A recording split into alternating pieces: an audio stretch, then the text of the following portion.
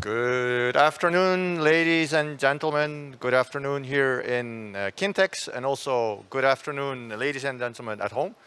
Welcome at this seminar about hydrogen technologies from the Netherlands. My name is Pieter Welhuizen. I'm Science and Technology Attaché at the Netherlands Embassy in Seoul, and today I will be your MC. We are all working towards a hydrogen economy, and we're all looking for solutions to help us. In this seminar, we would like to introduce 10 different solutions, technologies, ideas from the Netherlands that could help you, Korea, other countries, in achieving your hydrogen economy. But before we start, I would like to invite to the stage for the opening address Ms. Eva Witteman, who is Deputy Ambassador at the Netherlands Embassy in Seoul.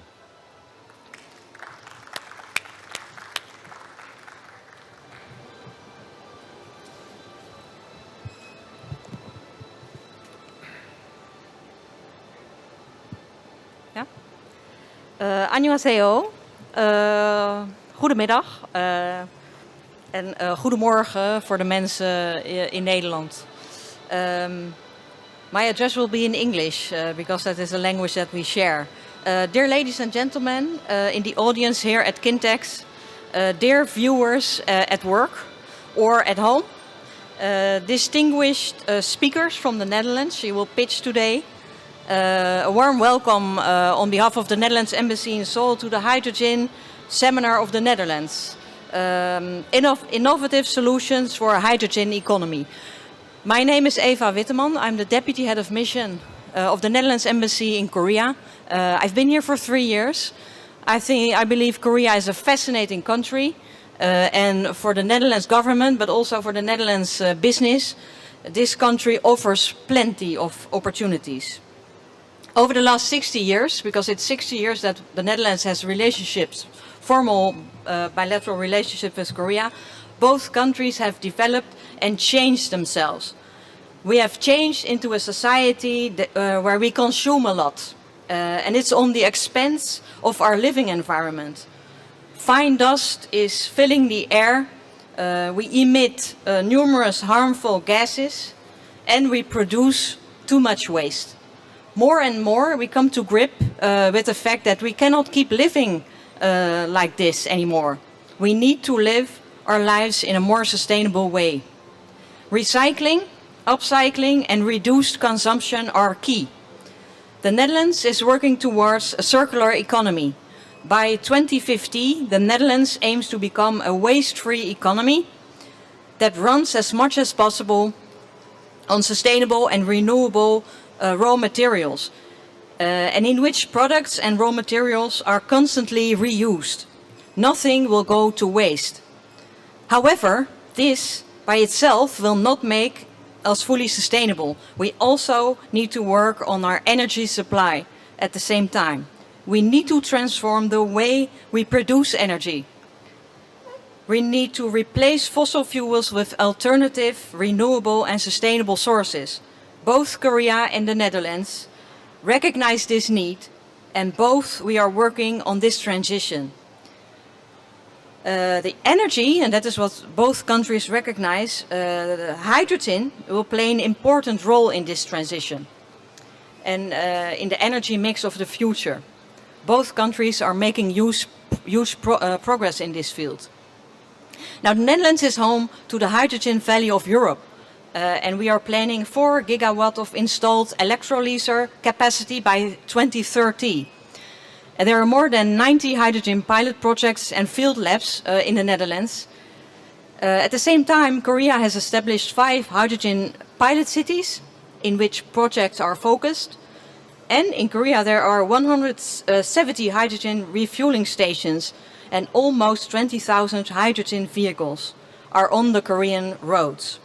Our roadmaps, pilot projects and the targets may be different, but both countries agree that hydrogen will play a major role in the energy transition.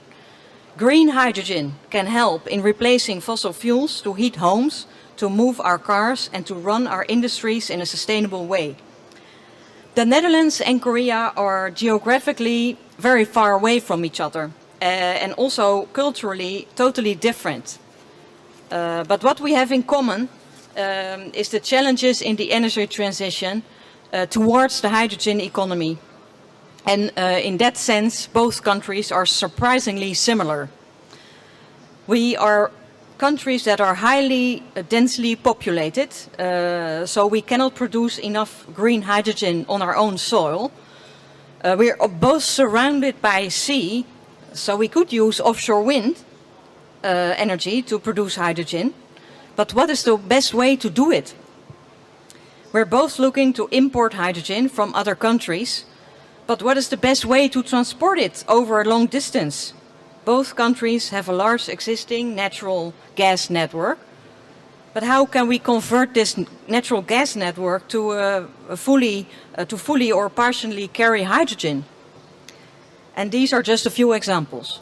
As the Netherlands, we cannot solve these issues by ourselves. We are a too small a country. Would Korea be able to solve these issues by itself? We don't think so. To be honest, we think that Korea would also have extremely difficult time doing everything on its own. So my suggestion would be that Korea and the Netherlands, together with the other countries that are present here at the Kentex H2 meetup, work together. Because together we can make this work and together we can find solutions. During this country session, we will go into some detail of the Dutch hydrogen policy. 9 Dutch organizations and companies will pitch their technology and will do proposals for cooperation so we can work on our energy transition together. Please listen very carefully to their presentations and connect with them afterwards, either in this room or join us at the network reception that will take place at the Netherlands Pavilion right after this session here at the fair in Kintex. Ladies and gentlemen, once again, thank you very much for joining us today. Kamsahamnida. Dank u wel. Thank you very much for your kind opening words. Now I would like to continue or start with the content. And what better way to start with than to get an overview of what's happening in the Netherlands on policies, on projects. And for this overview, I would like to invite Mr. Jörg Gigler for his presentation. Please give him a warm round of applause.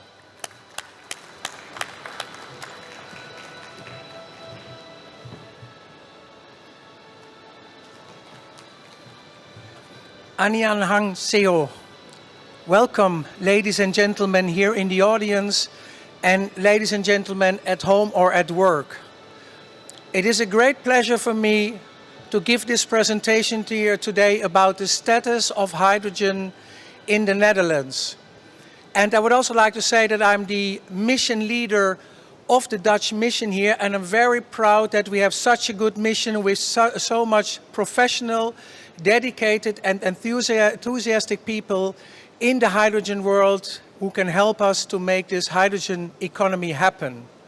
And I think what the Vice Ambassador said is that the hydrogen economy can only be realized when we collaborate.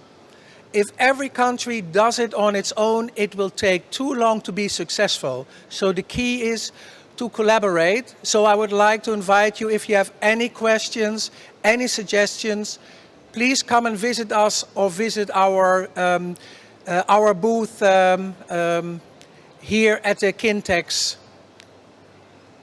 Okay. In daily life, I am the director of a public-private partnership called Topsector Energy, and we are focusing on innovations necessary for the energy transition. And I'm the one dealing with hydrogen. And just to give you a little explanation of what top sectors are, what we want to do is we want to reduce greenhouse gas emissions by making the energy transition happen on the one hand, but on the other hand we realize that this has to be combined with economic growth to create jobs, to create GDP growth. And we are focusing on those areas where we are strong, like offshore wind, built environment, industry, agriculture, and green gases and hydrogen. And what we do in the Netherlands and also internationally is three things. We have a more strategic role, where we help to design innovation strategies, and we have made one for the Netherlands, and an update will follow very soon. We facilitate innovators if they have a question, if they want to have a network, connections, subsidy, financing. They can come to us and we can help them in their endeavor. And the third one is we communicate and we give information about what we do in the Netherlands, which is what I will be doing here today. So I would like to go to the next slide. And the next slide shows an overview of projects that we do in the Netherlands. And I would like to start on the top corner here on the left, where you see a gas production rig that's placed offshore. And on this production rig, an electrolyzer will be installed. It will be one of the first ones in the world, 1 megawatt electrolyzer out on the North Sea. It's around 20 kilometers from the coast, where they will produce hydrogen and actually test how this kind of equipment works under those harsh conditions out there at sea. The second photograph you can see, in the middle on the top, is an overview of one of our ports who is really looking at import. At the Netherlands, we consume so much hydrogen, at the moment around 1.5 million tons annually, which is largely produced from natural gas, that if we want to go to low carbon, no carbon or green hydrogen, we not only have to produce it ourselves, but we have to import it. So that's why we look at many different countries in the world to establish collaboration and relationships in order to get more low carbon, no carbon or green hydrogen into our economy. The third graph I would like to show you is on the top right, which shows a repurposed natural gas infrastructure.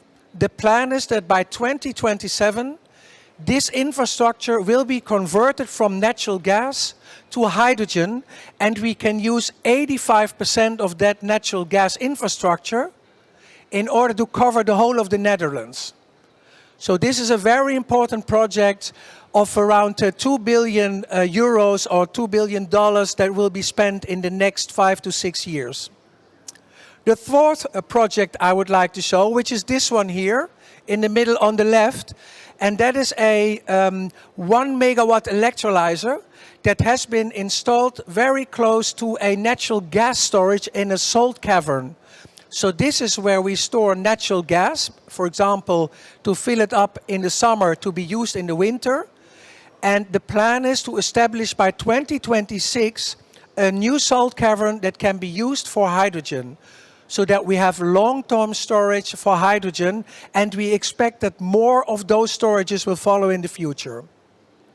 Then in the middle, you can see one of our hydrogen buses. In the northern Netherlands, we have around 30, a bit more than 30 hydrogen buses already running without problem. So that's a very successful move to make public transport low carbon or even carbon neutral. Then on the right-hand side in the middle, you can see a solar PV park. And we have a lot of problems with grid congestion. So there is no transport capacity in the electricity grid for renewable energy. And what this project does, it has been realized just about 3 or 4 months ago. It converts the solar PV electricity with an electrolyzer, which you can see in the background, convert it to hydrogen, and that can be used to serve different hydrogen markets. So this is a way that we can continue to develop renewable energy in the Netherlands and use the hydrogen for those purposes that really need this fuel. The sixth example you can see here at the bottom, and that is, the Vice Ambassador already mentioned it, that's the Hydrogen Valley. So it is the first hydrogen valley in the European Union, so in 27 European countries, where they want to demonstrate the integrated picture of hydrogen. So this shows not only production and use, but also infrastructure, storage, the way to create flexibility and to make consumers aware of the role of hydrogen, including, for example, education. And a lot of my colleagues here in the front row are involved in those kind of projects. And you can listen to them later in the program. Then the next one is also a picture taken from this hydrogen valley. And there you can see a garbage truck. I think there's also one here from Hyundai at the fair. And this is a garbage truck that's been operated in the northern Netherlands. It's a very nice example of the true added value of hydrogen. And then the last project I would like to show is a hydrogen refueling station. This is still when it was being built, but now it's operational. In the Netherlands at the moment we have around 12 to 13 hydrogen stations. We are aiming for 50 in 2025. And we have around 600 hydrogen cars on the road and about 60 to 70 buses. One of the challenges that we're dealing with is that there's a shortage of hydrogen cars worldwide. So we are really looking at Korea. Please give us more hydrogen cars because we want to use them on our roads. And the last thing I would like to mention is, in the Netherlands, we've made an international hydrogen guide. It's called Excelling in Hydrogen. It describes all the companies dealing with hydrogen. And if you're interested, please come to our stand just over there, the Dutch stand, where we have hard copies. And we also have a QR code that you can scan and where you can download an electronic version. This one is in English. So thank you very much for listening to me.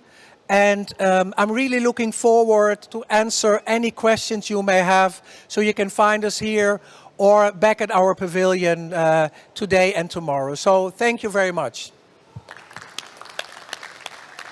Thank you, Mr. Gigler, for your comprehensive overview. Mr. Gigler mentioned the booth of the Netherlands Embassy, the Dutch industry. It is located in hall 10, plot number B6. It's the orange one, so if you go to hall 10, you cannot miss it.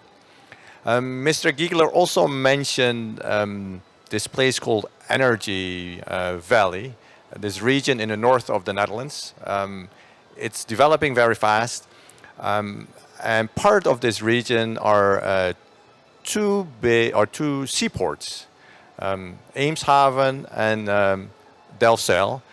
And they are managed by Seaport Groningen. And they will give a presentation now on how they are developing, how they are growing, and how they are using hydrogen in their seaports. I would like to ask to come to the stage Mr. Gerwin Mennega and Mr. Maarten van der Wal. Please give them a warm round of applause.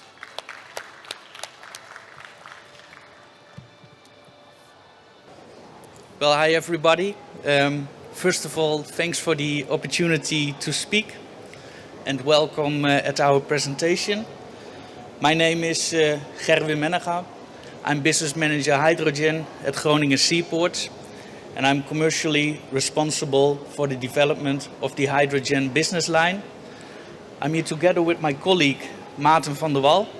He is business development manager, and we're doing today a dual presentation about the developments in our port. First of all, Groningen Seaports is the economic operator of two ports in the northern of the Netherlands. In the last year, we developed ourselves from a port, a traditional port, into a port with a harbor facility. We manage two industrial areas, about approximately 2,800 hectares, and based on that, we are one of the biggest ports in Europe. We develop our port area over three areas. The energy clusters, chemical clusters, and also circular economy. Because of our position, we're next to the North Sea. Our port is very suitable for offshore wind purposes and import of LNG and hydrogen or ammonia. In our port, there are 3 energy plants: RWE, Vattenfall, and ENGIE.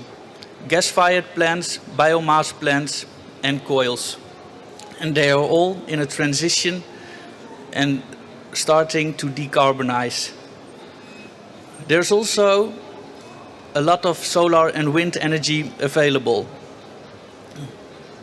The amount of green energy is still growing. We also import energy from Norway and Denmark.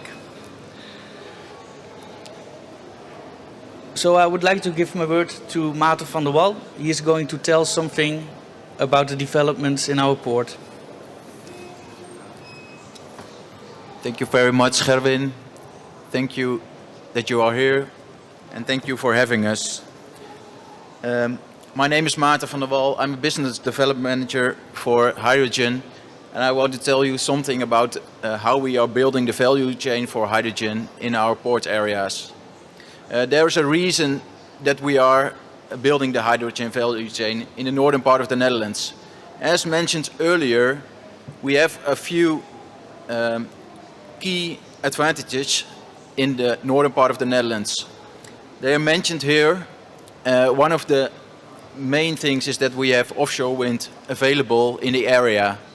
We are a harbor close to the North Sea, which is very suitable to build large offshore wind farms. We also have the availability to store hydrogen in salt caverns. So that's a very big advantage. There is also the use case for hydrogen in our port areas.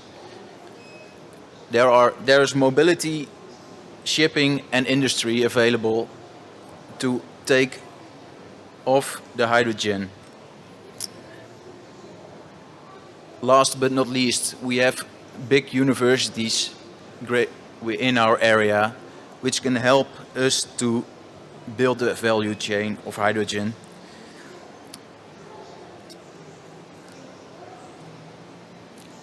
I will show you one of our main projects in the hydrogen value chain. You see one of our ports. This is Delfzijl, and we already built a hydrogen pipeline to connect the offtake and the production of hydrogen. We plan to build it out to more customers. Jules 1 is an electrolysis plant of 20 megawatts, and we want to deliver the hydrogen by a pipeline to BioMCN to make biomethanol. And also Evonik and Teijin Aramid will take off the hydrogen. We want to build the pipeline by SoluForce pipeline. SoluForce will present later on what the advantages are of this pipeline. But a few takeaways is that the pipeline doesn't need any maintenance, and it's easy and economically interesting to construct. This was my presentation. I want to thank you very much for listening. And if you want any more information, you can find us at the Dutch booth. And yeah, thank you very much. Thank you very much, gentlemen. When I see your presentation, it reminds me of the Korean city, Ulsan. It's also a seaport city with a lot of chemical industry and also focusing a lot on hydrogen and hydro infrastructure. So if there's anyone from Ulsan in the audience, please connect with these two gentlemen. I think you can share a lot of experiences and learn from each other. Thank you. Next, as we mentioned, we are still developing a lot. We still need to get a lot of knowledge and implement it into real applications. And one of the research institutes in the Netherlands that is focusing on this is TNO. What TNO is doing and how they are doing that, will be presented by Mr. Friso Veenstra. Please welcome him.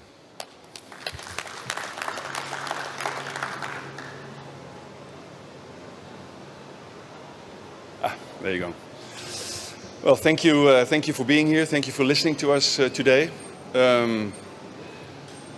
What I would like to do today is to introduce you to TNO, and specifically to TNO Energy Transition.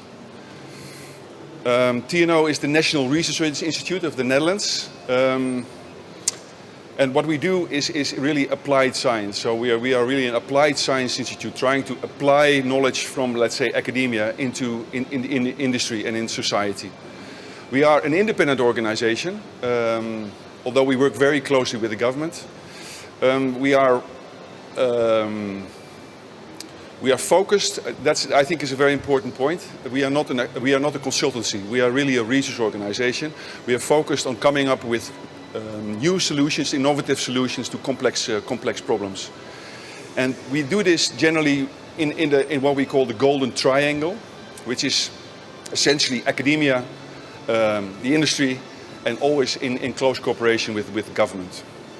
So when I look at the models that we prefer to use in our developing new solutions, you see on the top right, develop fundamental knowledge. This is not essentially our main goal. We are not in the business of developing fundamental knowledge.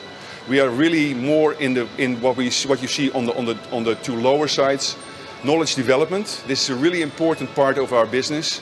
It was already mentioned by Mr. Gigler in his presentation. The public-private partnership is where we excel. We really want to bring together public and private partners into research projects that by nature will have an impact on society. We also do knowledge application. We also like to work together with one particular client and develop a very specific solution or a specific outcome that is helpful for clients. We are not in the business of developing business models or products. As soon as something becomes a product, we find ways of transferring that knowledge into let's say, products that we can actually sell or that we can license. That's not our goal. Our goal is really to come up with new ideas and new solutions. So briefly about TNO Energy Transition. TNO Energy Transition is the largest department within TNO. And what we are achieving, trying to achieve, is to come up with ideas that help the energy transition forward. So really think about climate resilience and sustainability, but in the context of also keeping a thriving economy. So we want to be agenda setting. We want to come up with new ideas that support the role of energy and energy transition in the world. Clearly, being the National Research Institute of the Netherlands, we have a very strong emphasis on working in the Netherlands. But at the same time, and also as you can see in my job description, we have a very strong impetus also to work internationally, because we feel that some of the things we are developing in the Netherlands are relevant in an international context. And at the same time, working internationally, we can find solutions that are relevant to the Netherlands as well. So it makes a lot of sense to do that. I know we are at a hydrogen conference, but I just want to quickly point out that we are basically organized in four roadmaps. We are looking at renewable electricity, as we call it, so that's really focusing on solar and wind. We are in system transition, so we really want to understand what it means if you're going through an energy transition in terms of outcomes, in terms of policy changes, in terms of what it means to society. We have a very strong focus on CO2 neutral industry. The industry was probably one of the biggest challenges of all to become CO2 neutral, so it's really deserves the emphasis on its own. And finally, much of what is taking place is actually has an impact on the subsurface or comes from the subsurface, and it also deserves its own emphasis. From a perspective that TNO is the national research organization, we also have a very strong connection, like I said, to the Dutch energy transition and also the international aspects of that Dutch energy transition. So on the one hand, I think when you look at the climate perspective, you want to reduce overshoot, but at the same time, there's still in many parts of the world, there's a lack of energy access. So these things have to be taken into account. We have to work internationally. When you think about the Paris climate targets, those can only be achieved in a very international approach. So how do we do that? So we think about high-tech solutions. people talk about hydrogen at this conference all the time. Can we find new technological solutions that will ease the process in coming up with new production ideas? But there's also other aspects. There's aspects like CCS, geothermal, in general the decarbonization of the industry. And like I said before, we also want to be involved with managing and benefiting from the co-impacts of this transition. And the Netherlands, being highly developed, as is Korea, we want to be a nursery for the energy transition and bring forward solutions that have an international impact. So coming to the topic of the conference, we believe that hydrogen is the key enabler at this point in making it all happen. And from a TNO perspective, we see several topics that have a high attention for us as a research institution. Particularly, like I said, hydrogen production obviously is very, very important. But also the infrastructure, which was already mentioned in the previous presentation. Storage of hydrogen is going to be very important.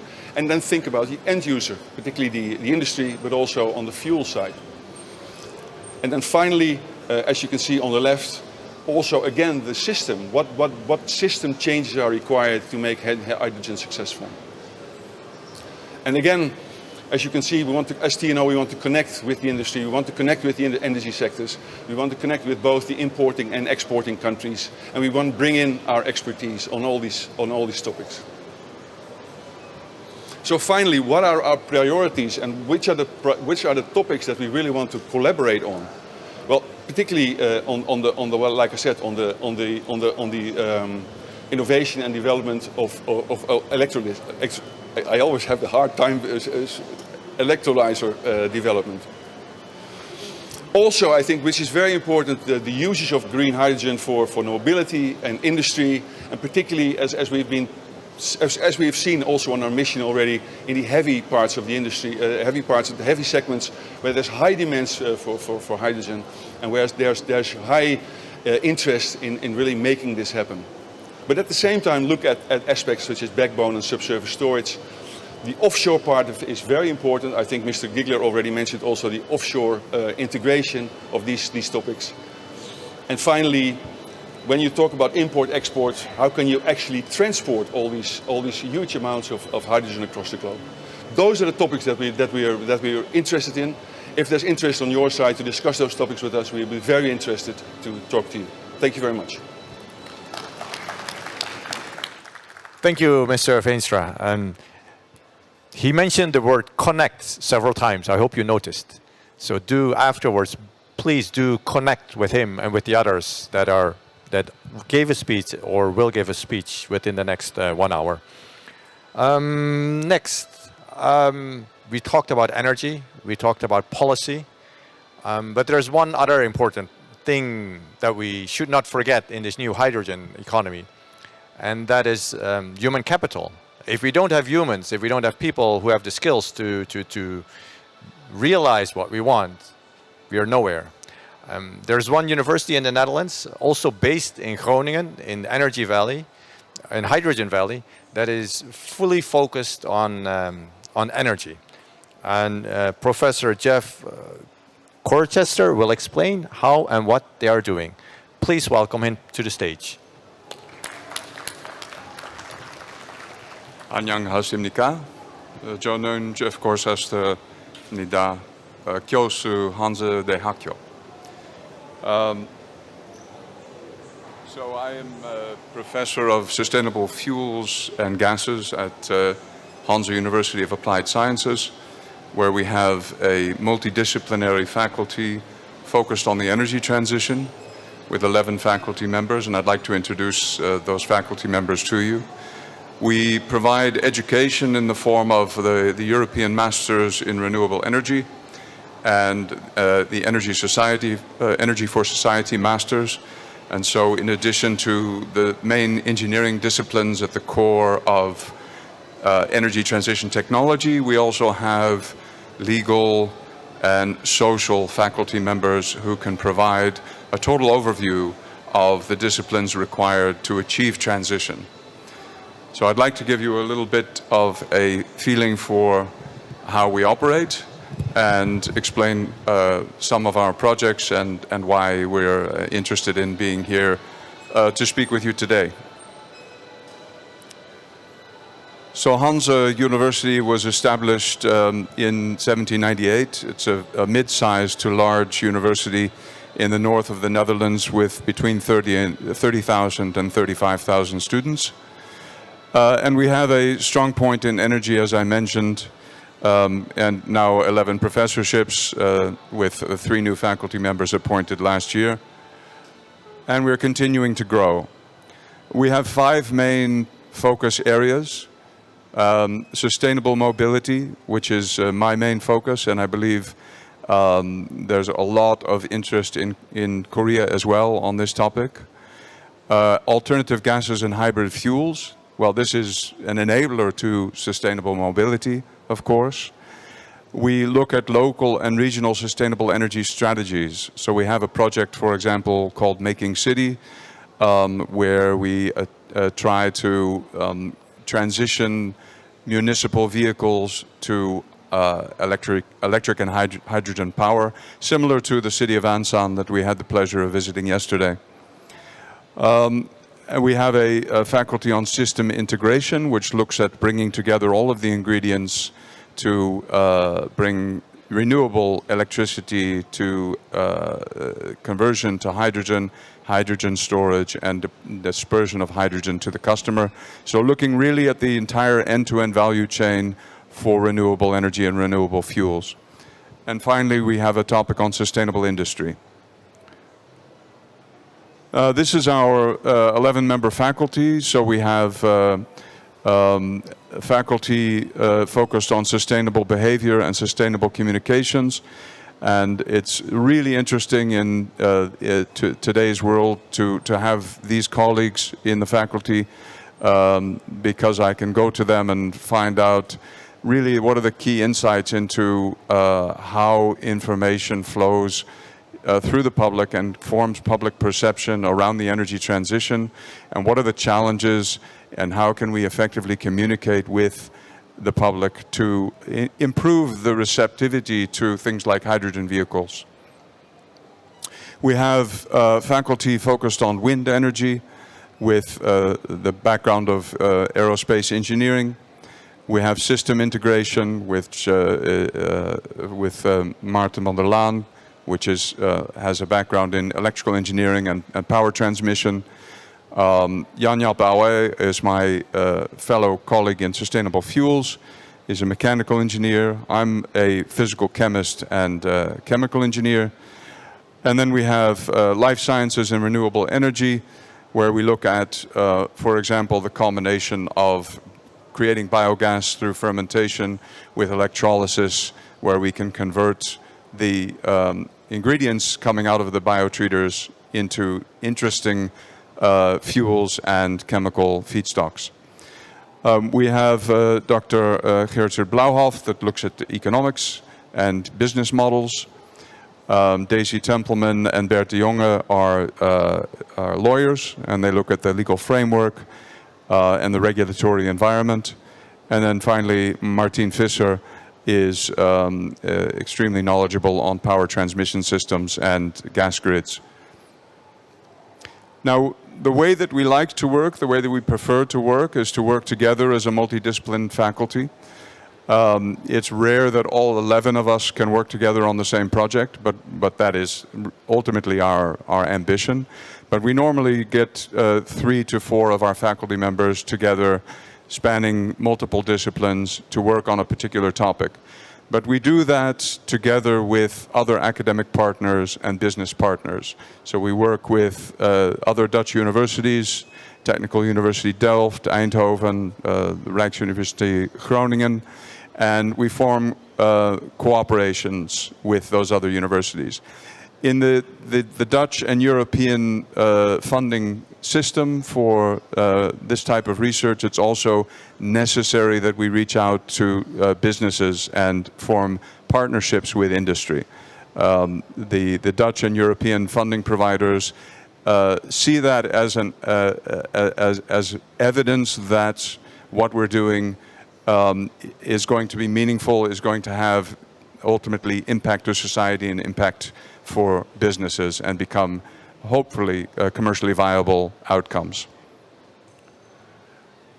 We have a campus at in Groningen, which we share with the University of Groningen.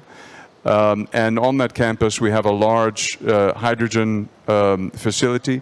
This is a very early picture when the facility was realized about 9 years ago. Since then, there are many more buildings and facilities that have been placed in the neighborhood of this facility because we can generate our own hydrogen from wind energy and solar energy. We have electrolyzers on site. We are now installing 500 kilowatt alkaline electrolysis plus 500 kilowatt PEM electrolysis. So we can work at a meaningful scale for the energy transition. And we are also now working on fuel cells because we try to realize new technology for mobility.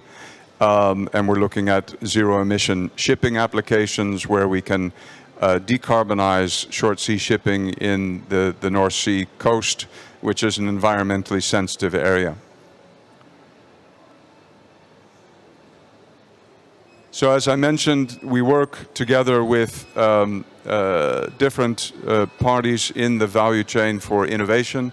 And that is really why I'm here today. That is to look for interesting academic and business partnerships, also with Korean universities and Korean businesses, because we see that South Korea is also moving very quickly in this space, and I think we can achieve meaningful outcomes together that can be beneficial to both Korea and the Netherlands.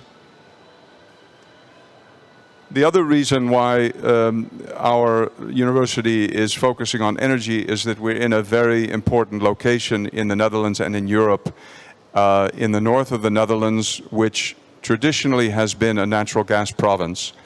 The Groningen gas field, which is nearing its end of field life, was the largest Western European natural gas deposit and has been supplying all of Western Europe with natural gas for decades. But it is soon to be closed, and we need to not only find a replacement for the energy that those molecules provided, but we also need to find new career pathways and new jobs for all of the highly skilled professionals that have located themselves in this area to support the natural gas industry. They need to now retrain, and that's why being in an academic environment like the University at Hanze is a very dynamic place where we play an important role in supporting the diversification of the economy in the north.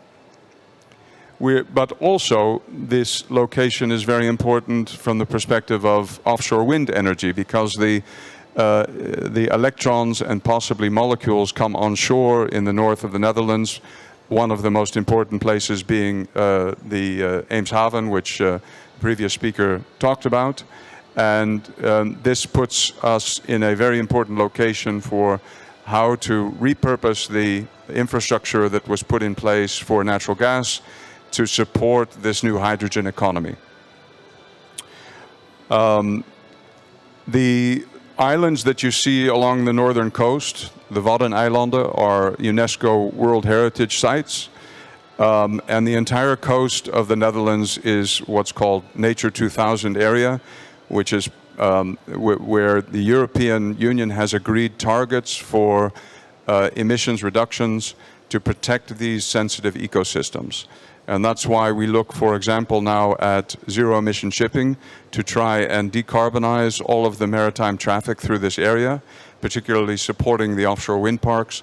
And this is a topic that we work together with other universities in the Netherlands, but we're open to potentially partnering with Korean parties as well.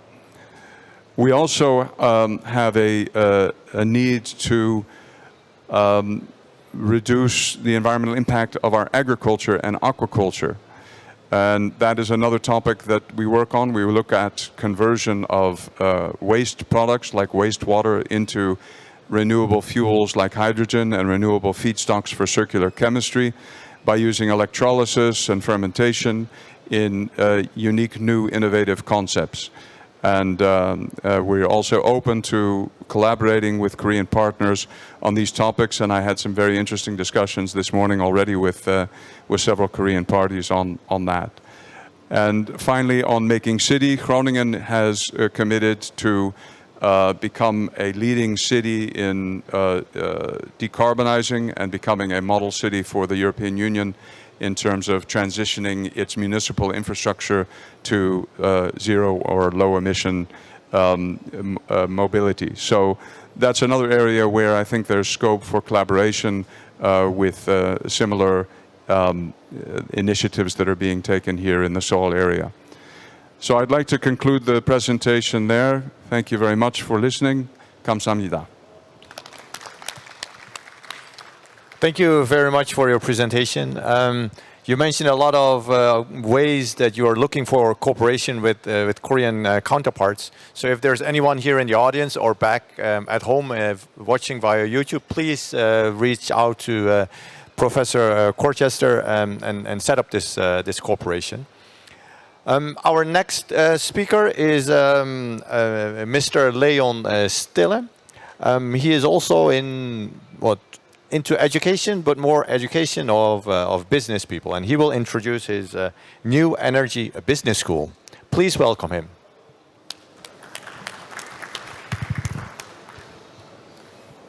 Thank you very much. Thank you for having me here. Indeed, I'm going to also talk about some education, the same as my predecessor, Professor Gorcester, but a little bit different because I'm representing the new Energy Business School. So we are a business school also located in the beautiful Groningen. So we're already the third party here that is actually from the north of the Netherlands. So you can imagine a lot of it is going on over there. The new Energy Business School is founded as Energy Delta Institute about 20 years ago. The idea was that there was some cooperation between our national gas operator, Gasunie, and also a Russian gas operator, which is very well known nowadays, Gazprom. We were going to work together, and the idea was that you needed some a platform, some collaboration and education to get to know each other as well. Well, over time, this evolved in a business school that is much more focused on the energy transition. So instead of only focusing on natural gas education, we have transitioned ourselves towards more natural energy transition topics. We also rebranded, that's why we're called the New Energy Business School at the moment. And we train about 1,000 people every year. And we do open market programs, which means that people can just apply for the project, for the program and come in. But we also do a lot of in-company training, but I'll tell you a little bit more about that in a minute. I have about 15 people in my team, and we do 2 million euros of revenue every year. And you see myself there very big on the screen.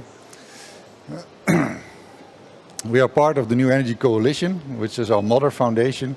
And the New Energy Coalition is an organization that does research and innovation in the Northern Netherlands to help decarbonize that province, but also to make the shift towards a new type of business models that are required once the natural gas infrastructure is, not gone away, but needs to be changed. So what do? We have a lot of open market courses, like I said.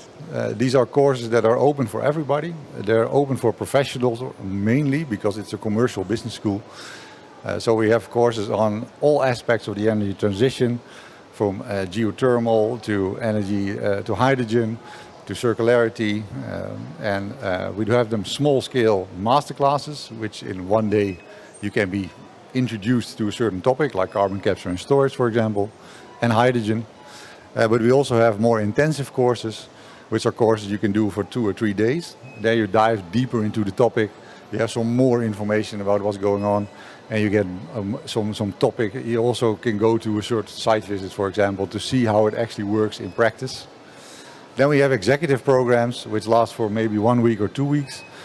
These are often located across Europe because we're very international. And there you can really see, okay, this is how it works. Dive deep into a topic. Have a lot of interaction with different experts from the field. So they are not only coming from academic, but they're also coming from companies that actually deal with the subjects that we are talking about. So you get a lot of information about the financial, the technical, and the trends that are going on. On top of that, we have, like I said, in-company programs. So we build programs for company specific. A nice example of this, for example, is a traineeship that we are having at the moment with Brunel, which is an international consultancy company. They provide personnel to a lot of different industrial partners. And if people join Brunel, then we will give them a first traineeship to see, to get to know Brunel, but also to know about the, in this case, the hydrogen economy and the hydrogen value chain. So all these things together make that we are very much busy with educating people in the energy transition and trying to bridge the gap between the more traditional energy, oil and gas, towards what is the new energy, everything that is decarbonized. In this way, we hope to achieve that we can train people to be able to work in this new energy, to build up this human capital, and to make sure that we have enough workforce actually to achieve all the things that we are also seeing here, to achieve the hydrogen economy, to achieve decarbonization of our economies. We also have an executive MBA, so then you can even dive even deeper in that. We are, by the way, the first and I think the only business school that is very only focused on the energy transition. But we also have the first MBA that is only focused on the energy transition, so the MBA Energy Policy, Energy and Transition. It's together with the University of Groningen. It's a very nice program as well. But that's, of course, an MBA is a real education. It takes about 2 years, 1.5, 2 years.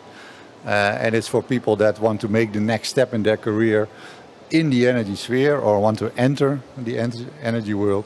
And there they can do this education with us. On top of that, we're also innovating our products. So you see my colleague wearing virtual reality glasses there. So we use all kinds of technologies like online modules, self-paced online modules, gamification. We have a North Sea energy game, an energy transition game, but also virtual reality. So that is expanding a lot. We use virtual reality in our courses to showcase what a technology like hydrogen, for example, can do. Most of these things, well, if I look around here, actually, it looks like a lot of these things are already reality. But most hydrogen technologies are still in its infancy. So you really have to see how it works, and you can do that in a virtual reality environment, where you can stand, for example, in a salt cavern and see how big it actually is when they fill it up with hydrogen. So all these technologies help us to see, to reskill and to train people to be better in the energy transition and to accelerate the energy transition. And we also do some events and webinars, but those are just to support our the way that we work. Here in Korea, but also internationally in general, we very much like to work with academia, but with companies as well, to build programs that are relevant for the area that we are active in. So for Korea, for example, we are also busy. Yesterday we were in Ansang City. There's a lot of interest over there to see how can we make a program that is accessible for the general public and where people can get some training by themselves online to see what is going on, what does hydrogen do for you, and how can you make it? How can you make hydrogen give a place in the city of Ansang? So those are type of programs that we make ourselves together with the clients, and that we also include actually that client in the storyline. So all in all, that's basically what we are doing. We do it on all levels, from beginners in companies, CEO levels, and up. And I think we will hopefully continue with that and train a lot of people in the energy transition. Thank you very much. Thank you very much. So, ladies and gentlemen, if you're interested in accelerating your energy business, then please contact Mr. Leon Stille afterwards. Next, let's talk about gas. Let's talk about, well, maybe first LPG. Did you know that a Dutch company is one of the biggest companies, or the biggest LNG company in the world? I didn't know either until about 2 weeks ago. And this company is also looking for its clients, how can they implement hydrogen into their portfolio. Ms. Rebecca Groen will explain more about this. Please welcome her. Thank you very much. It's a great pleasure to be here and also to be introducing LPG to a hydrogen seminar. And maybe most of you don't realize that about 200 million tons of LPG is distributed and used as energy every year. That's about the same amount as aviation fuel. Everybody's talking about how we get sustainable aviation fuel. Not very many people are talking about how we get sustainable LPG.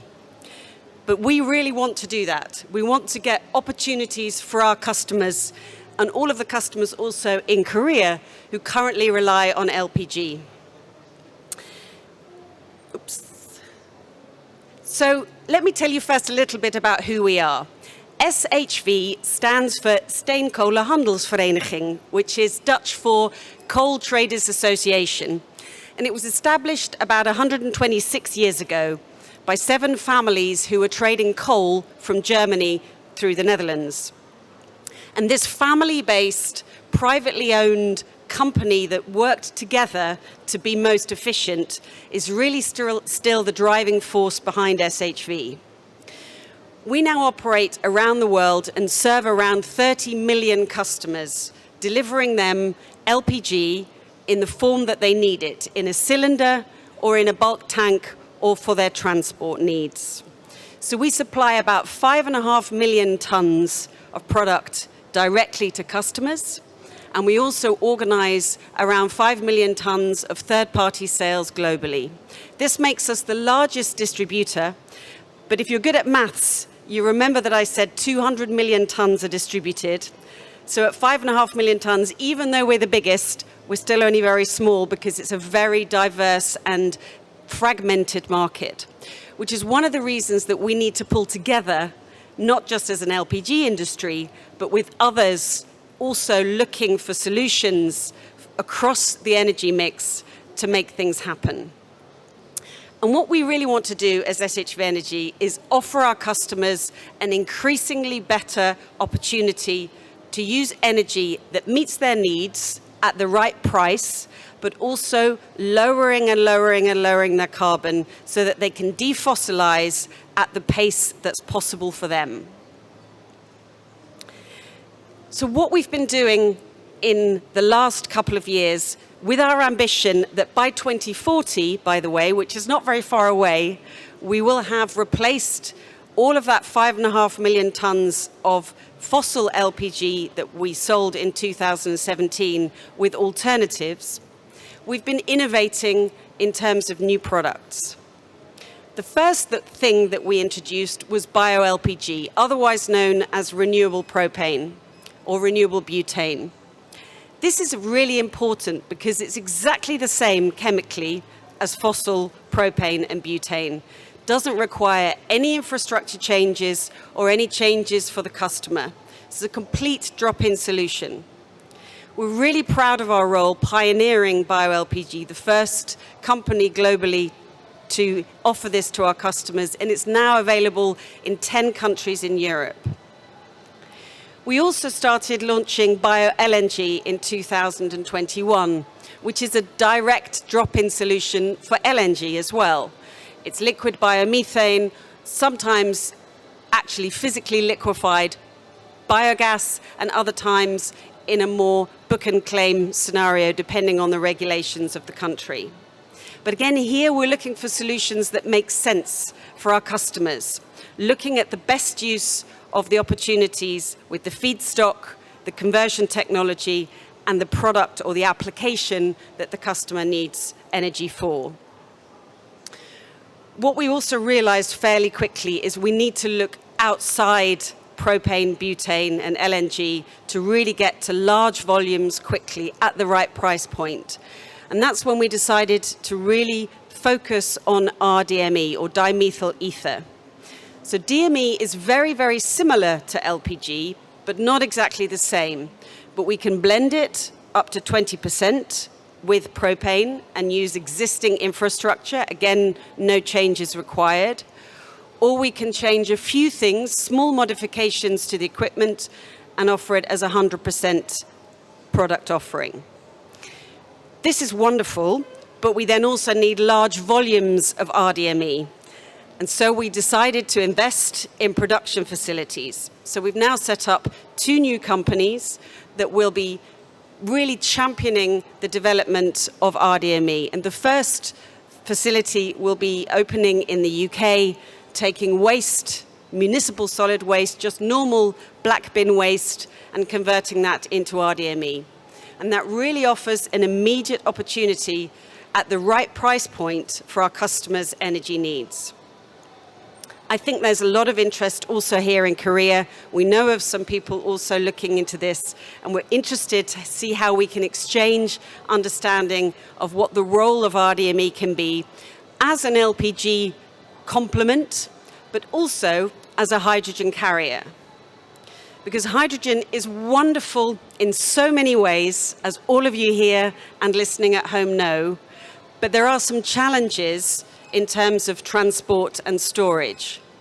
So when we think about the right way of getting it to all the different diverse off-grid decentral applications, it may be that we also need to look at hydrogen carriers, and DME is a very good example of that.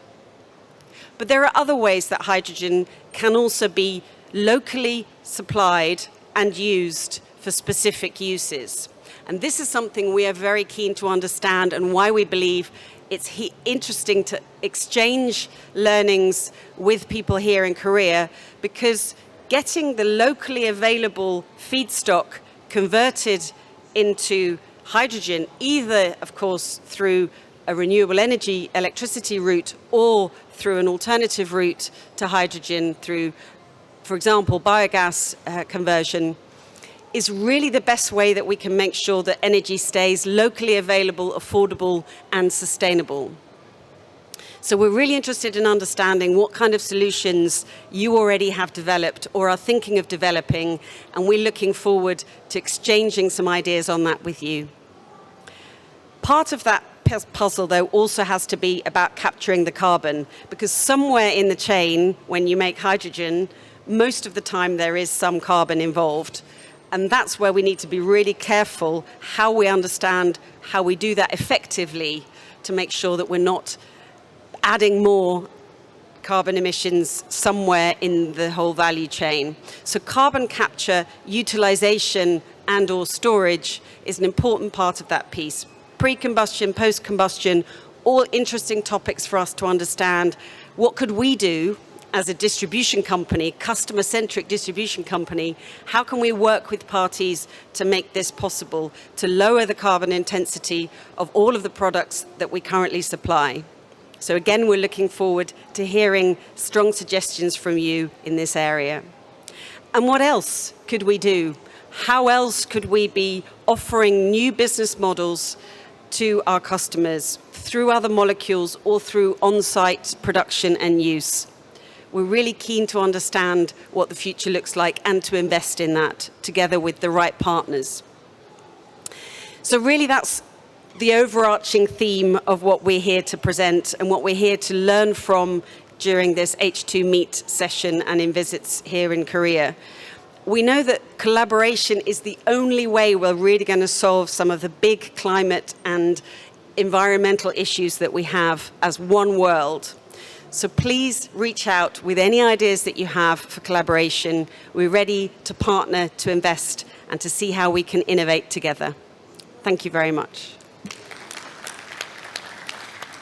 Thank you very much. It's another call for collaboration between the Netherlands and Korea. So please also reach out to Ms. Rebecca Groen. The next speaker from a Dutch company. As we all know, hydrogen liquefies at roughly minus 250 degrees Celsius. And as the previous speaker mentioned, that has some challenges. And the Dutch company DEMACO is working on or has solutions for some of these challenges. Mr. Jeong, he will explain how they do it and what they do. Please welcome him. Thank you, Pieter.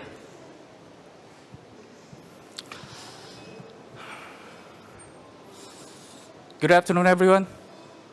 안녕하십니까, 반갑습니다. Today, I'm going to give you some briefings about the cryogenic vacuum insulation technology, which is related with liquid hydrogen business. It's a very great honor to be with the hydrogen enthusiastic audience today. I'm JKO, Korea representative of DEMACO.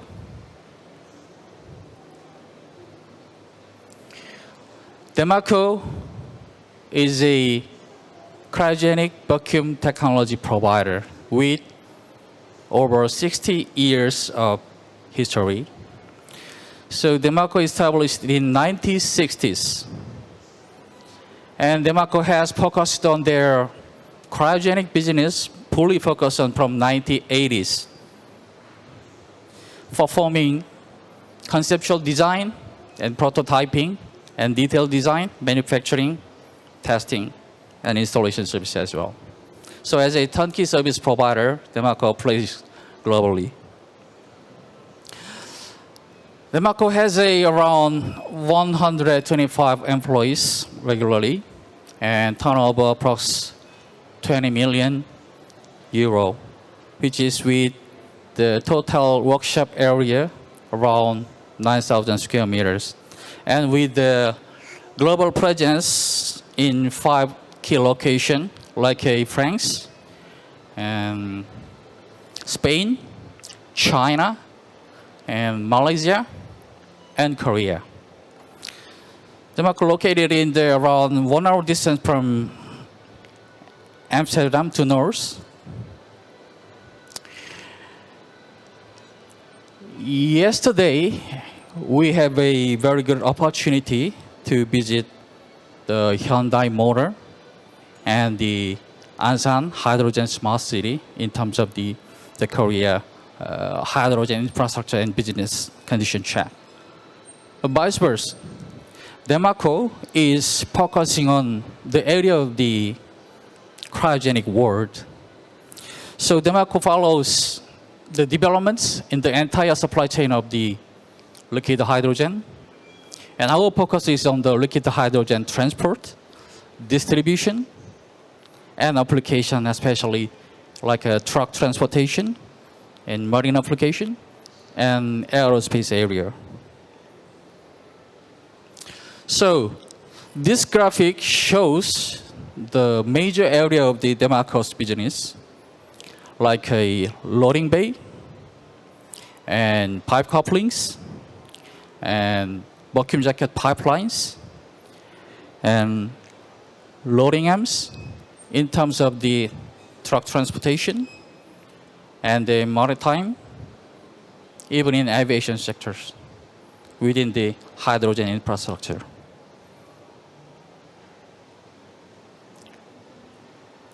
Let's go a little bit further details about the loading bay. This is one of the examples that loading bays that DEMACO is supplying to the market, especially for the hydrogen world. The loading bay system is the place where the LH2 is transported from the storage tank to the filling place for a truck or ships for long distance transportation. And the LH2 is transported via vacuum insulated pipeline to the filling location in order to fill the tanks of the trucks or ships in efficient and safe methods with the loading bays. So DEMACO is involved in the project in South Korea very actively. Likewise, we are providing this product to the liquid hydrogen plant in Ulsan for Doosan project. And also we are providing this facility to the project GEP1 with the SK at Incheon. And in addition to that, DEMACO provide the vacuum jacket pipelines for the project with the Linde Hyoseong at Ulsan. Also, 1 to 2 kilometers the pipelines for the GP1 project in Incheon as well. So we have a very big proud that DEMACO is actively supporting the Korea hydrogen infrastructure, and we are supporting our partners very actively already.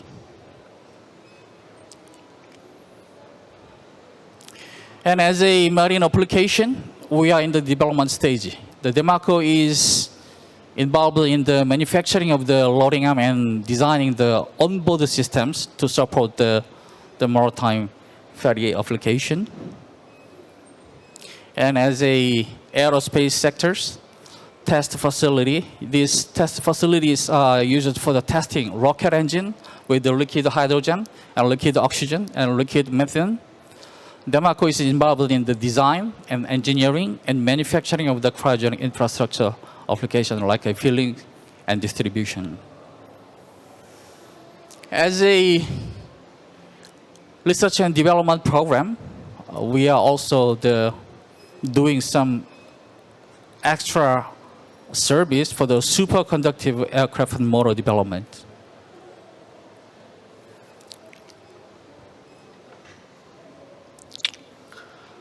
So, to summarize our service over the world, I would like to say that in the hydrogen infrastructure business, DEMACO provides the vacuum insulated piping system as a core competitiveness product in cryogenic infrastructure.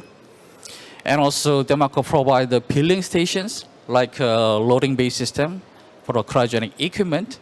And also DEMACO provides the engineering and consulting service for the feasibility study and conceptual design and testing and installation service, etc.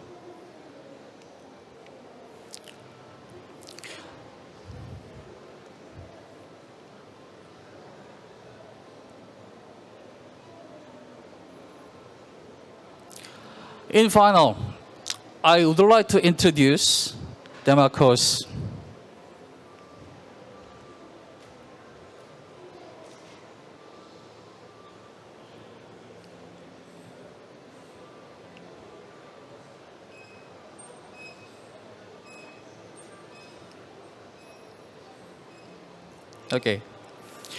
I would like to introduce DEMACO's the 4 business leaders for the hydrogen business of the world.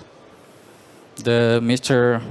Ronald Decker, the former CEO and the owner, and Miss Lucy Mendes, sales manager, and Mr. Stein, and Mr. Roth. So these 4 business leaders will be ready for your hydrogen business promotion and consulting service. So DEMACO cares all about cryogenics. Thank you for your attention. Thank you very much. It's good to know that already some Dutch solutions are finding its way to several or many Korean projects in the Korean hydrogen economy. Excuse me. One of the previous speakers already mentioned it, hydrogen and transportation. There are still some challenges. When we transport hydrogen from A to B over land, very often we use some stiff metallic pipe.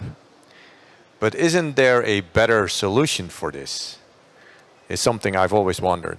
And I think our next speaker, Mr. Robert-Jan van den Berg, might have the solution to my question.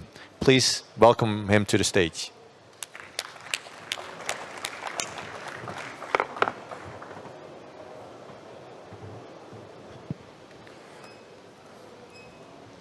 Thank you, Pieter, for the introduction. Good afternoon, audience, and thank you for being here. Good afternoon or good morning for the online audience. SoluForce. We like to revolutionize the way energy is transported. That's our motto.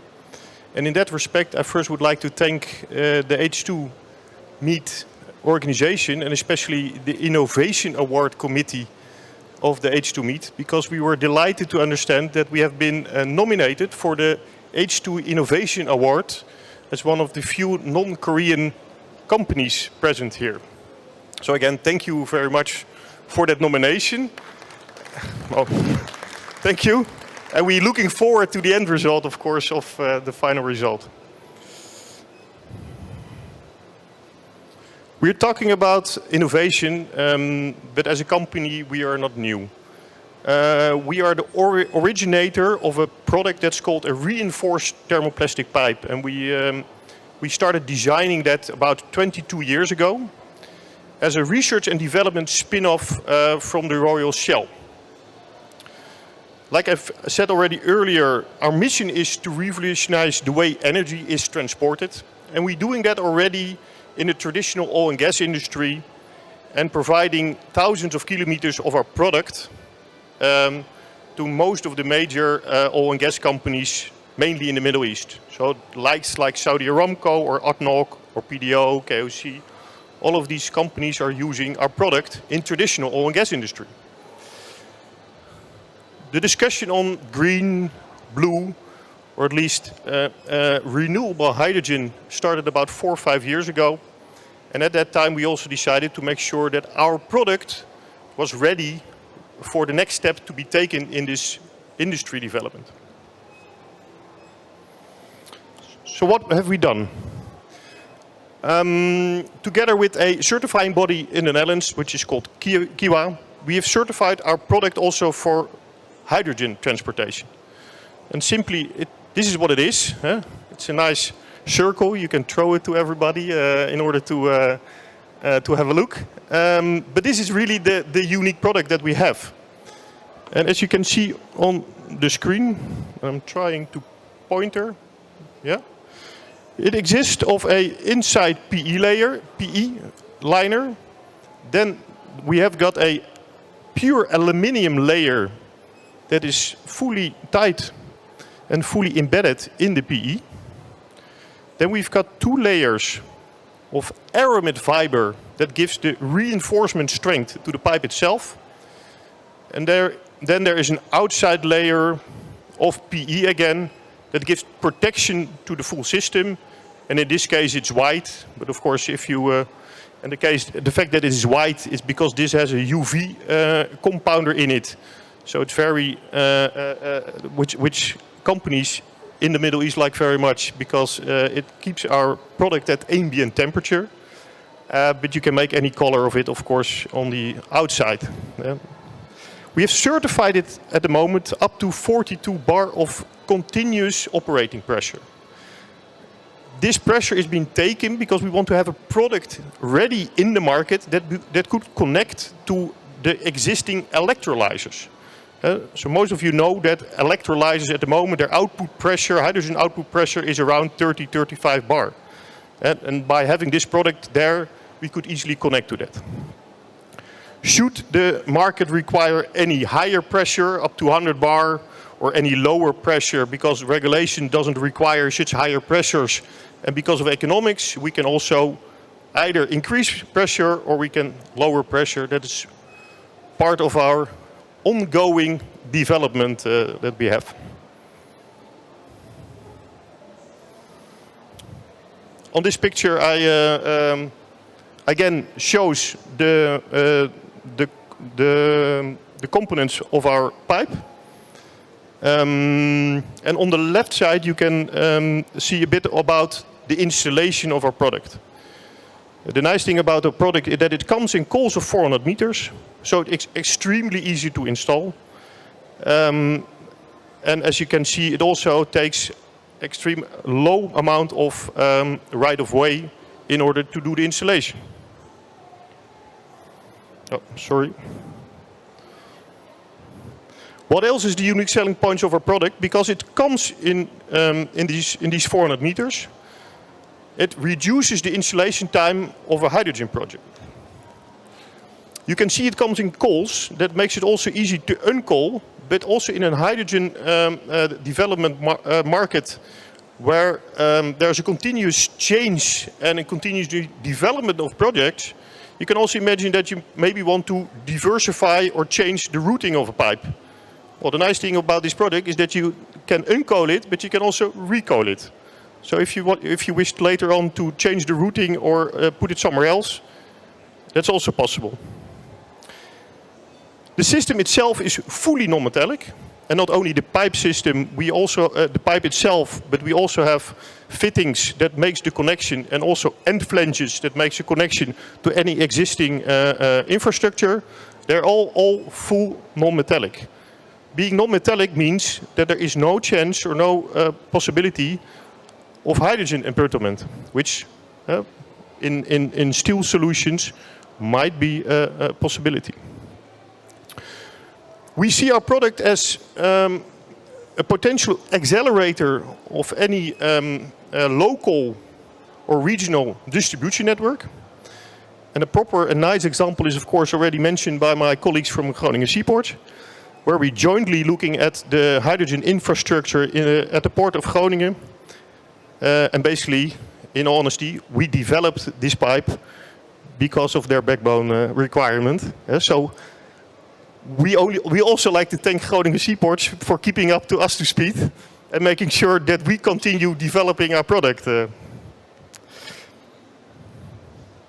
How can we collaborate? As mentioned already earlier, there are 5 pilot cities here in Korea, like Ansan or Ulsan, for which we really like to invite to have a discussion about a potential pilot project that we can do in these cities. And we talked here about hydrogen, but our product is also capable for carbon capture storage, or potentially even for, or also for natural gas storage. So should you not be interested already in the hydrogen itself, but like to look at a project where you potentially can blend hydrogen or natural gas together, please also reach out, because this is also what can be done with our product. I hope I have given you a quick example of what we can do. I invite you to either come over to the booth or to pull my jacket when I'm standing here after the seminar. And if you want to know something more about the Innovation Awards and all the participants in the Innovation Award, please have a look at the booth next to it. I'd like to thank you for your attention. Kamsahamnida. Thank you for answering my question in my introduction. And I do hope that you get this Innovation Award. When is the final announcement? First. Just. Boo. Yeah. It was planned for tomorrow, but I believe it is even now this afternoon at 4 o'clock. But I'm looking at somebody who can confirm that. Yeah. For this afternoon, 4 o'clock. Oh, so maybe you can celebrate. So keep the so join me in keeping the fingers crossed. Okay, we will do. Thank you very much, very much. That hydrogen, how do we get it? There are several ways to do it, but did you ever consider making hydrogen from just waste? Making hydrogen from waste is one of the things that our next company is doing. Our next company is Gigler. And Mr. Gerard Merkens will explain how they are making hydrogen out of waste and some other secrets. Please welcome him.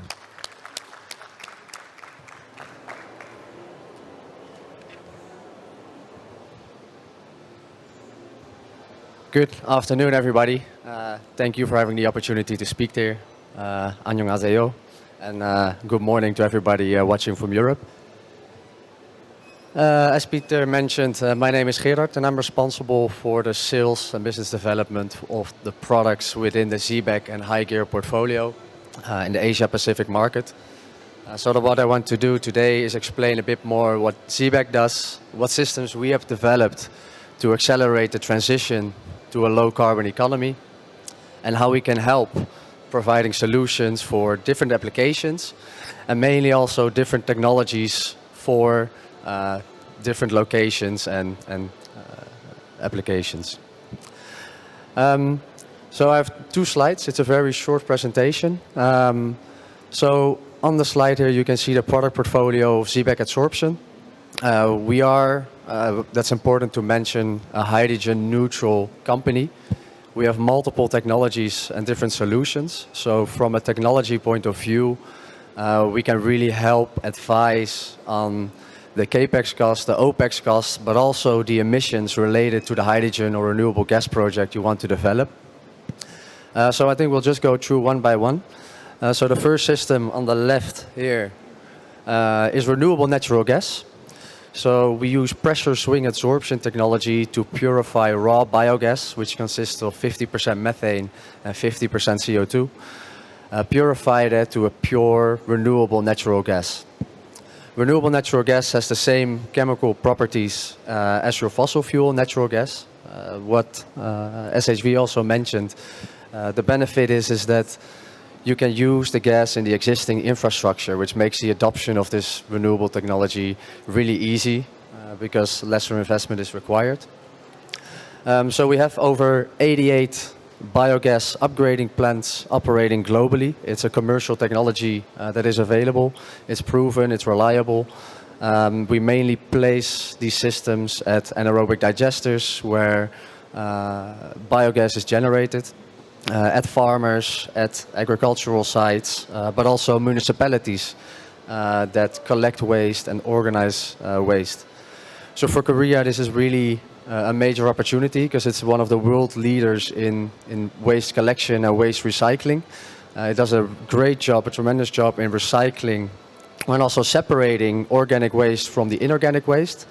So the next step is to really get as much value from the gas or as much value from the waste that you have recycled. So I'll tell a bit more about that later on. The second product line is hydrogen generation. We are the world leaders in on-site containerized steam methane reforming systems.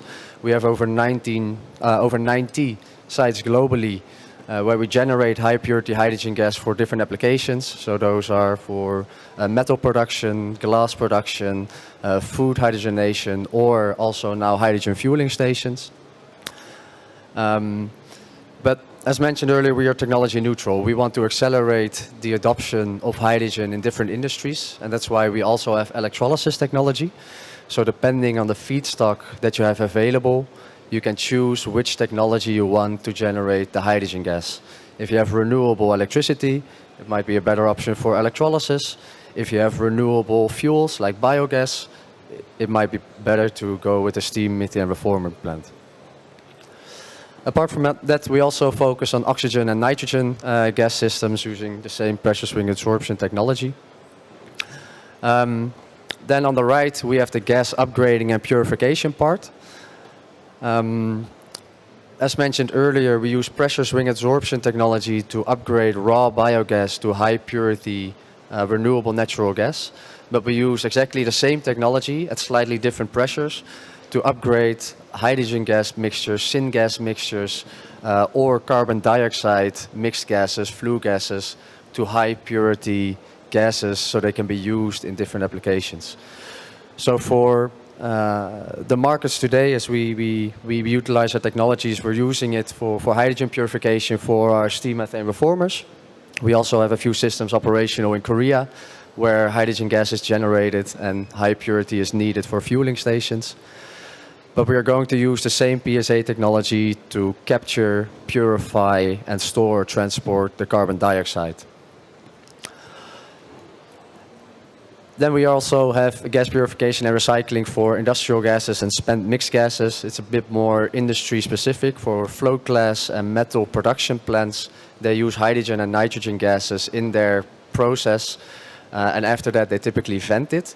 So what we do is we capture the gases, we remove the impurities so they can be recycled into the process, and that way you can save on your fresh gas consumption, and which in the end results in cost savings but also emission savings because you are limiting or reducing the amount of gas that you need.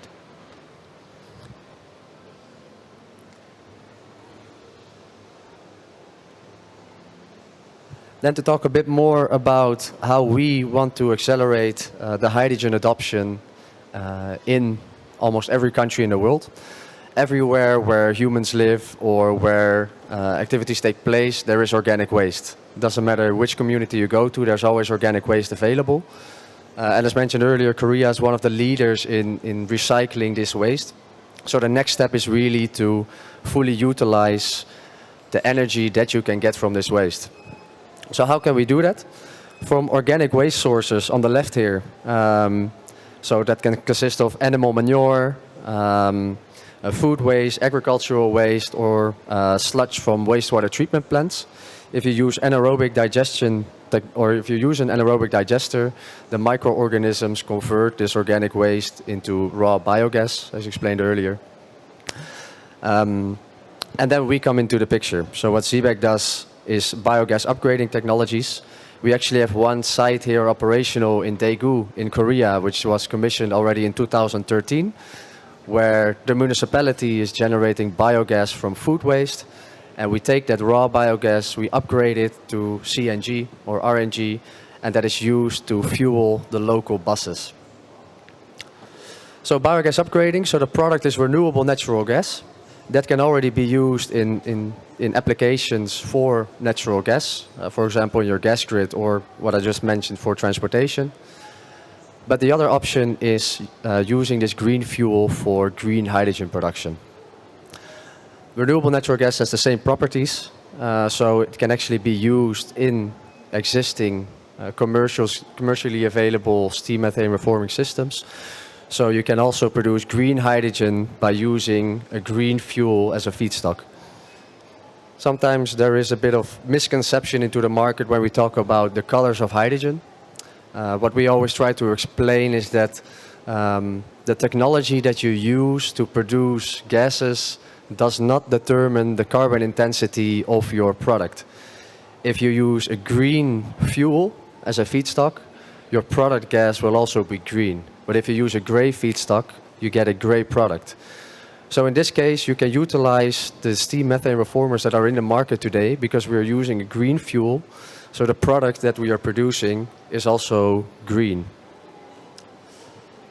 So we have a couple of sites in Europe where we operate our reformers and using renewable natural gas as a feedstock. You don't need to make any modifications. We are also operating our systems based on Dutch natural gas. And actually, Dutch natural gas is one of the worst gases in the world because we have 15% nitrogen in our gas, so it's very low in calorific value. So actually using biogas is a more efficient way of generating green hydrogen. So what is the next step? It's not sufficient just to generate these new fuels because we also need to reduce carbon emissions from the atmosphere. So Xebec has developed carbon capture technology to capture and store or capture and purify the carbon dioxide coming from the green hydrogen gas generation systems. We are developing pre-combustion technologies, but also post-combustion technologies. So you can add on a carbon capture system to a traditional reformer, purify the carbon dioxide, and then use that as a product in the food or beverage industry, or you can store it in the salt caverns that we talked about earlier. You can not only do this from steam methane reformation systems, but you can also do it from your biogas upgrading plant. As mentioned, biogas consists of 50% methane and 50% CO2, along with some other impurities. So that 50% CO2 can also be captured, purified, and used in the industry. So what Xebec does is really bring these commercial technologies to new applications. We have multiple sites operational globally where we utilize these technologies for traditional hydrogen applications. Right now, the main aim is for fueling stations, hydrogen fueling stations, natural gas fueling stations, to really accelerate that transition to a low carbon economy. And we hope that we can work together with municipalities, with governments, with gas utility companies locally to really utilize the value that we can extract from organic waste and start generating green gases domestically. So we also rely less on imports. Because if you can generate your own fuel, you should definitely consider that because you can become energy self-sufficient. So that was my presentation today. I would like to thank everybody for your time. Again, we'll have a networking reception at the Dutch Embassy, so please come visit us if you want to know more about our technologies. And I wish you all a very good afternoon. Thank you. Thank you very much. This was our last technology-related presentation.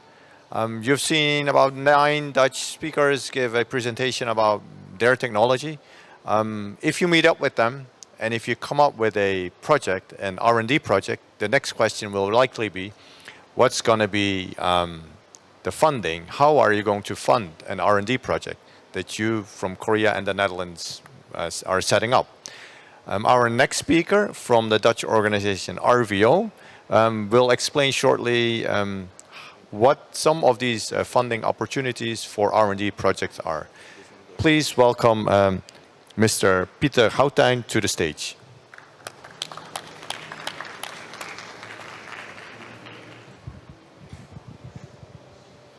Hello, good afternoon. Thank you for having us as a Dutch delegation, and thank you to the audience for being here and listening to our presentations. I'm here on behalf of the Netherlands Enterprise Agency, or in Dutch, the Rijksdienst voor Ondernemend Nederland. Within the NEA, I'm advisor for international innovation and national contact point for Horizon Europe. Horizon Europe might not be familiar to you all, but I will elaborate a little bit more on it later. About the Netherlands Enterprise Agency, we are an agency that helps out entrepreneurs and organizations to invest, develop, and expand their businesses and projects, both within the Netherlands and abroad. We are a government agency, and we carry out the climate policy of the Ministry of Economic Affairs and Climate, and we really encourage different entrepreneurs, also governments, to actually invest in their sustainable agricultural, innovative and international business sectors. We have a lot of knowledge in-house. We're roughly 5,000 people. And we are also employed by every other ministry in the Netherlands. So that also means we have a vast network of agents, experts, and knowledge institutions. We have one of our greatest tools at our disposal today as well. And the reason why we're here is our innovation mission. We did this together with our colleague there, Peter Weilhausen, for the Netherlands Embassy to bring in business from the Netherlands into Korea and vice versa, because it's very clear that Korea, also at the level of public-private partnerships, is one of the countries that will help us, and hopefully we can help Korea in achieving our goals both at climate and at business levels. So today's mission, as is very clear as to why we're here, is for hydrogen. And we've seen the presentations of our delegation, and it very clearly demonstrates the value chain that we have brought in today. But this is only a small portion of the total sector that is hydrogen within the Netherlands. And to help with that, here a reminder of who we have. Sadly, Netstack couldn't be here today, however.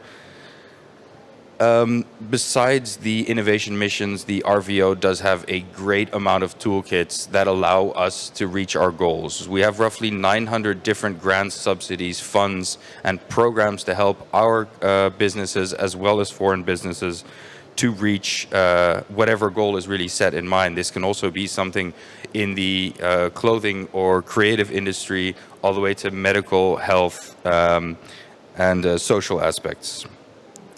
But specifically, we do have a great fund at our disposal, which is the European framework. Within this, we have roughly 6 that I think are most interesting for the hydrogen scene. And of course, as already mentioned by Jörg in the beginning, we do have quite a lot of policy actually supplying us with enough ideas and directions as to how to take this and develop our industry. One important aspect is the Clean Hydrogen Joint Undertaking, one of the biggest international funds for hydrogen development. This is very much a top-down process, as this is a Horizon Europe concept. Horizon Europe is the world's biggest innovation fund, with 95 billion euros available over a period of 5 years, really meant to help innovation, research and design within a large scale of sectors, one of them being, of course, energy, and some topics you can see on the right side of the screen. It is an extremely competitive business. We are talking about the Champions League of innovation in the eyes of Europe.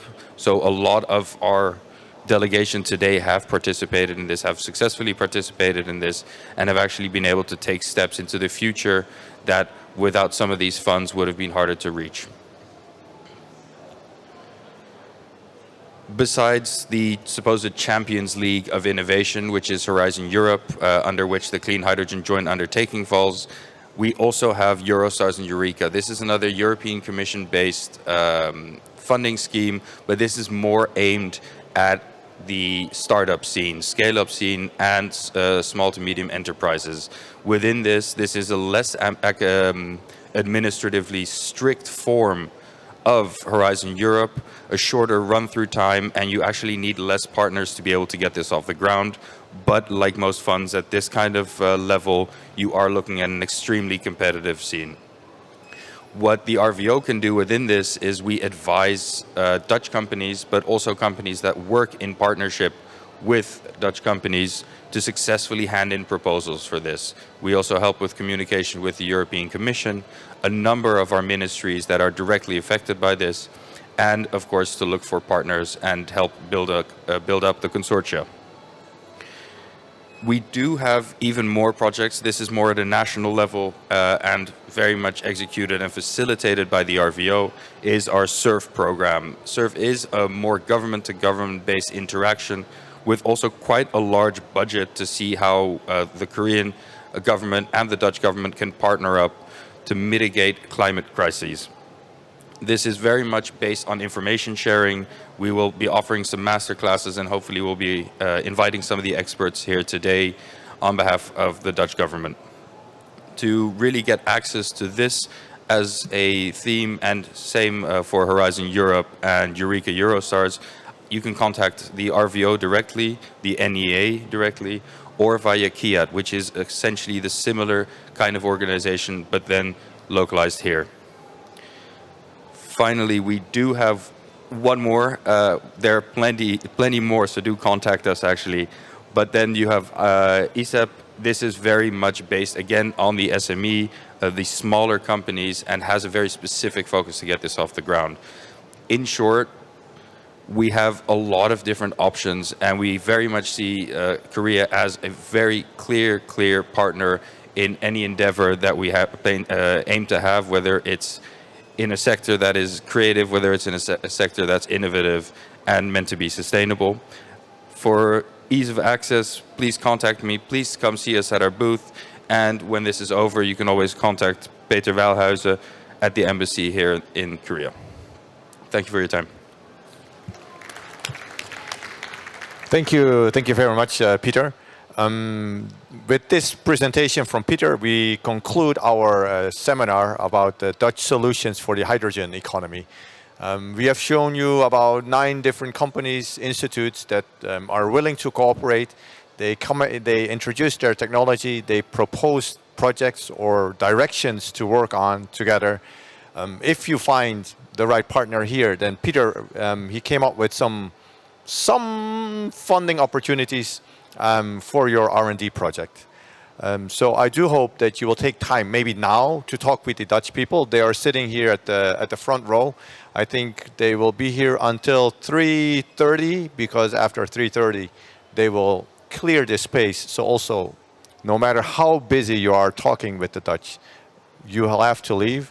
If you don't have a chance to talk with them here, do please visit us at our booth, number B6 in hall 10.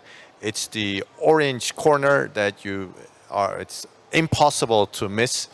And if I may suggest a time to visit at 4 p.m. today.